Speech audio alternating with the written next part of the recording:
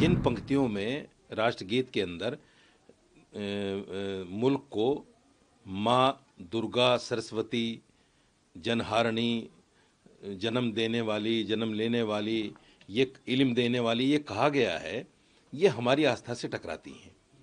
तो हमारे पास ले दे के एक आस्था है, अगर हम अपनी आस्था भी खो बैठें तो हमारे पास कुछ नहीं बचेगा।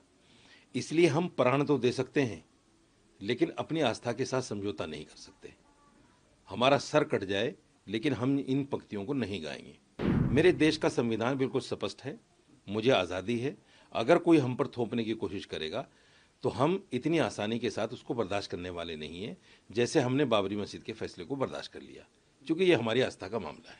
28 जनवरी में एक फरमान पारित हुआ है गृह मंत्रालय की तरफ से कि तमाम सरकारी जगहों पर इसको गाया जाएगा, इसके सम्मान में सबको खड़ा होना पड़ेगा। तो मुसलमान तो नहीं गाएगा, मुसलमान नहीं गाएगा, उसकी जान चली जाए नहीं गाएगा। मातरम जो गीत है, जिसको राष्ट्रगीत भी कहा जाता है, ये आज से नहीं 1937 से लेकर जो है विवादों में है। 1937 में मौलाना अबुल कलाम आज़ाद, हुसैन अहमद मदनी, हसरत मोहानी वगैरह जो उस वक्त के बड़े आलिम थे, उन्होंने कांग्रेस को लिख कर दिया था बाकायदा कि इसमें कुछ पंक्तियां ऐसी हैं जो हमारी आस्था के साथ टकराती हैं। तो 1937 में कांग्रेस ने एक रेजोल्यूशन पास किया और कहा कि हमने ये पंक्तियां हटा दी हैं, आज़ादी में ये पंक्तियां नहीं गाई जाएंगी जो मुसलमान की आस्था को चोट करती हैं। उस वक्त तो मामला ख़त्म हो गया। संविधान जब बना 1949 में तो उसमें भी अभिव्यक्ति की आज़ादी दी गई और कहा गया कि किसी पर कोई चीज़ थोपी नहीं जाएगी। 2016 में राष्ट्रगान को लेकर एक मुकदमा सुप्रीम कोर्ट में आया, तो सुप्रीम कोर्ट ने कहा कि राष्ट्रगान के लिए अगर कोई खड़ा भी नहीं होता है उसके सम्मान में, तो भी उसको देशद्रोही नहीं कहा जा सकता।